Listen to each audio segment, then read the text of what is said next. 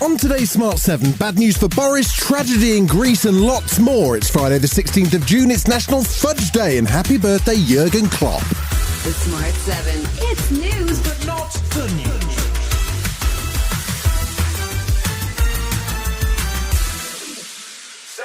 The Partygate report was released on Thursday, and as expected, it was bad news for Boris Johnson. The 30,000-word report found the former PM did mislead Parliament over lockdown partying and that he was complicit in an intimidation campaign against the committee investigating him.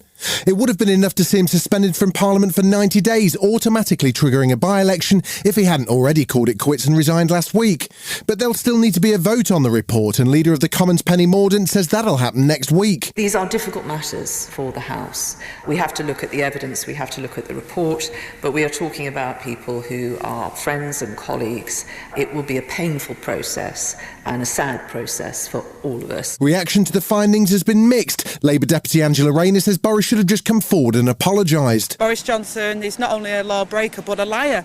He's not fit for public office and he's disgraced himself and continues to act like a, pound shop Trump in the way in which he tries to discredit anybody who criticises his actions. But Boris still has some supporters left. Former Brexit Minister Jacob Rees-Mogg was quick to come out to his best buddy's defence. I think their fundamental judgment is wrong, because I don't think he deliberately misled Parliament, but I think the 90-day sanction shows more than perhaps the committee would like to show.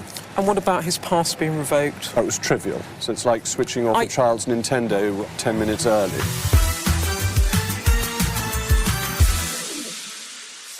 Thursday's Partygate findings have called Boris's controversial honours list into question. It's customary for an outgoing Prime Minister to submit a list of recommendations to the House of Lords after their resignation, but 8 of the names Boris submitted were removed by the House of Lords Appointment Commission.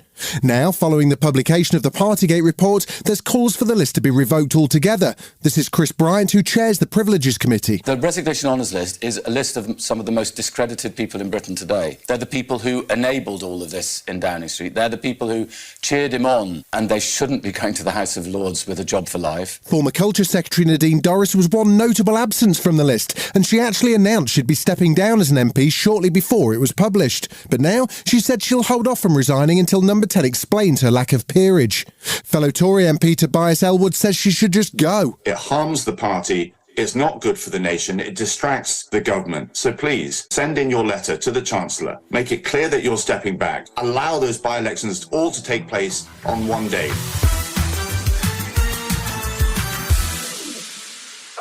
As Ukraine makes more slow progress in its spring offensive, it's emerged that Ukrainian pilots have started training on F-16 fighter jets in Italy. That's according to NATO Secretary-General Jens Stoltenberg. There's still been no agreement to deliver any jets, but with Russian nuclear missiles now rolling into Belarus, the stakes continue to rise on the conflict.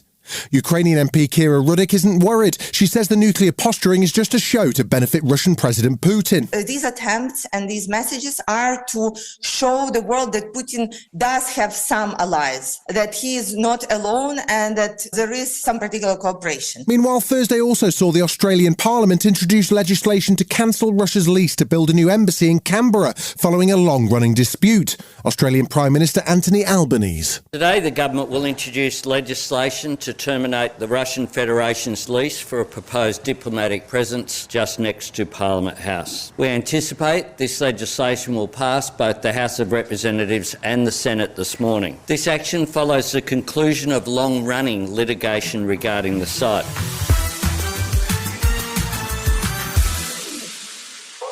Dozens of people have been confirmed dead and hundreds more are still missing after a fishing boat carrying migrants sank off southern Greece on Wednesday morning. It's thought the vessel, which was travelling to Italy, was carrying around 750 people, including 100 children who were travelling in the hold. Over 100 survivors have been rescued from the wreck, but it's likely to be one of the biggest tragedies ever recorded in the Mediterranean, and Greece has declared 3 days of national mourning in response. UN spokesperson Stefan Dujarric says EU countries need to start creating safer routes for migrants. This is yet another example of the need of member states to come together and create orderly, safe pathways for people forced to flee and for comprehensive action to save lives at sea and reduce perilous journeys. Still to come on the Smart 7, the Ashes get underway and Indiana Jones has his last hurrah. Right after this. Welcome back. 3, The 2023 edition of the Ashes gets started at Edgbaston in Birmingham today. It'll be the 73rd time England and Australia have gone head-to-head in cricket's most popular Test series. Australia are the current trophy holders and all-time Ashes leaders with 34 series wins compared to England's 32. But England captain Ben Stokes seems confident ahead of the first Test. What we have done over certainly the last year is show how we want to play. Obviously, you get asked a lot if we're going to continue to play in this way against this opposition, and I think we've sort of made it clear that this is just how England play their cricket against any opposition. The fifth and final instalment of the Indiana Jones franchise, The Dial of Destiny, had its Hollywood premiere at LA's Dolby Theatre on Wednesday night, and they certainly pulled out all the stops, with legendary composer John Williams taking to the stage with a live orchestra for a surprise performance ahead of the film. The movie will be released in the cinemas at the end of this month, and it's the last chance fans will get to see Harrison Ford in the iconic role. He says it's going to be strange to leave the character behind. I'm very grateful that we get to do this and that we've rounded the corner and brought the character full circle, and that's very important to me. I was very grateful to have the opportunity to make this film.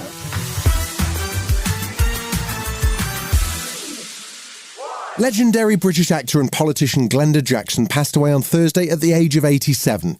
Born to a working-class family in Birkenhead in 1936, she won a scholarship to study at the Royal Academy of Dramatic Art. After a decade with the RSC, she got a big break in Ken Russell's Women in Love, winning the first of 2 Best Actress Academy Awards. She went on to become one of only 24 people to achieve the Triple Crown of acting. But she never forgot her roots, announcing she was quitting acting to pursue a career in politics at the age of 56. She successfully stood as the Labour MP for Hampstead and Highgate, a role she held for more than 20 years. Here she is speaking about the impact of Thatcherism following Margaret Thatcher's death back in 2013. Rest in peace, Glenda. We were told that everything I had been taught to regard as a vice, and I still regard them as vices, under Thatcherism was in fact a virtue. Greed, selfishness, no care for the weaker, sharp elbows, sharp knees. They were the way forward. You've been listening to The Smart 7. We'll be back tomorrow at 7 a.m. Hit that follow button and have a great day. Give us 7 minutes and we'll give you the world.